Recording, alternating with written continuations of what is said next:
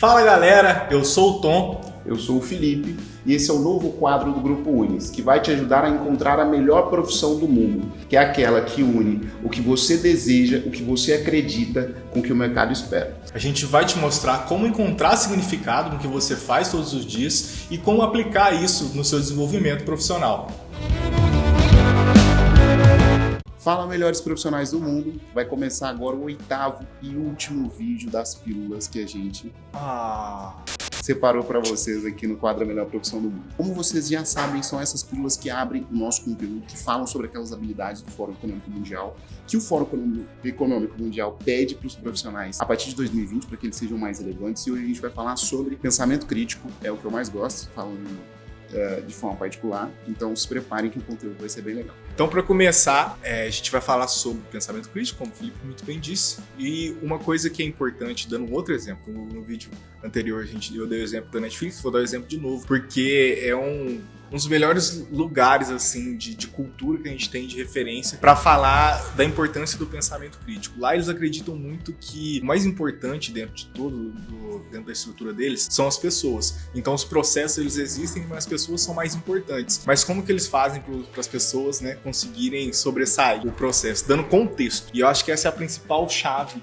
do pensamento crítico, é você estar muito bem atualizado com o contexto das coisas que estão acontecendo, que até é meio pleonasmo, uma redundância. Mas o ser obcecado pelo contexto é estar entendendo a todo momento aquilo que está acontecendo no mundo pra gente não ficar para trás. Tem como a gente questionar aquilo que a gente não conhece ou não sabe que existe uma outra possibilidade, certo, mano? Então, o primeiro ponto é realmente ser obcecado pelo contexto, mas tem que tomar um cuidado também para não pirar, né? Porque o mundo também não tá ajudando a gente a ficar por dentro do contexto sem ficar louco. Então, tem que ter uma filtragem ali para que tudo faça sentido, mas é isso. O primeiro passo é esse, né? Eu disse que é a capacidade que eu mais gosto lá na introdução por conta do seguinte: talvez seja a capacidade que eu mais uso assim, no dia a dia. Porque o pensamento crítico, a maioria das pessoas acha que ele é muito passivo, né?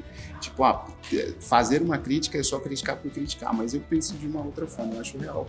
Que o pensamento crítico tem total relação com você observar uma situação, analisar e entender como é que aquela situação afeta o todo e tomar uma decisão a partir do aprendizado que você tira. Então, qualquer situação é passível de pensamento crítico, né, para que ela possa ser melhor analisada e para que as decisões sejam mais conscientes. Então, no caso do meu dia a dia, eu utilizo o pensamento crítico da seguinte forma: tudo que vem para mim é como se fosse uma fórmula.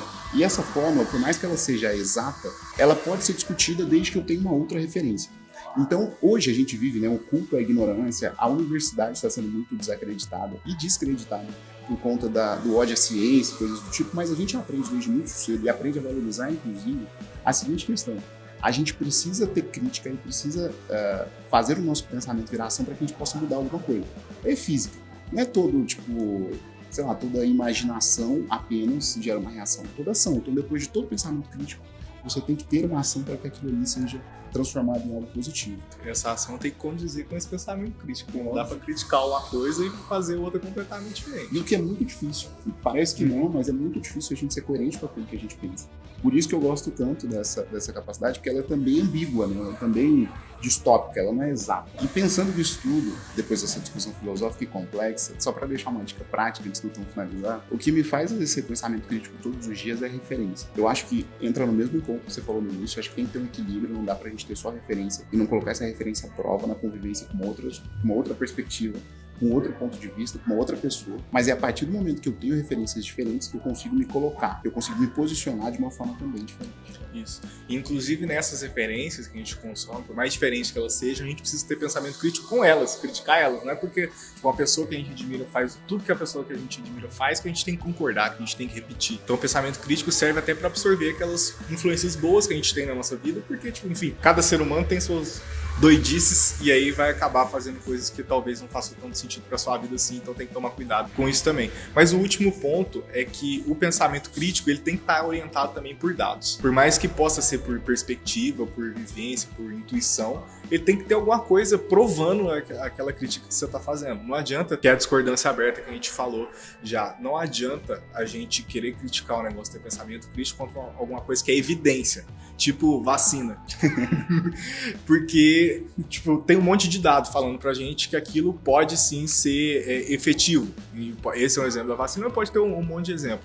Se a gente luta contra isso, a gente não está tendo pensamento crítico, a gente está se alienando por conta de opinião, se influenciando ou pela nossa própria opinião ou por influência de opiniões de outras pessoas. Então, esse pensamento crítico ele tem que estar baseado em evidência científica, na maioria das vezes, ou empírica. Tipo assim, você fez muitas vezes e aí você sabe que se você fizer de novo vai ter o mesmo resultado. Então, o pensamento crítico ele pode partir desses dois pontos. Não só esse dado, né, que tipo assim, é coletado de uma forma mais acadêmica, vocês que vão entrar na universidade aí tem a iniciação científica, mas tem aquele também que é do dia a dia, você sabe que aquilo vai acontecer.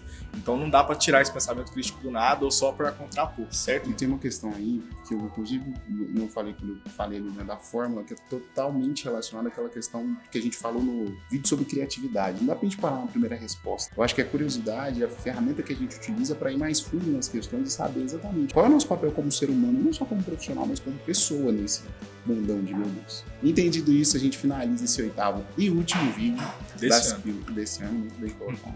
Fica aí a dica e a pressão de livre e espontânea vontade. Para que a gente entenda o seguinte, o curso gratuito da Profissão do Mundo, ele é o aprofundamento de todas essas questões que foram trazidas tanto nas pílulas quanto nas lives. Inclusive, amanhã tem a última live. Então, gente, se aprofundem nesse conhecimento, vejam, revejam, foi preparado com todo o carinho do mundo para que vocês escolham o vestibular do Grupo ONUS em 2021 da maneira mais consciente possível. Certo? A gente se encontra nos próximos conteúdos e a gente espera que vocês tenham realmente gostado de tudo isso que a gente produziu. Valeu!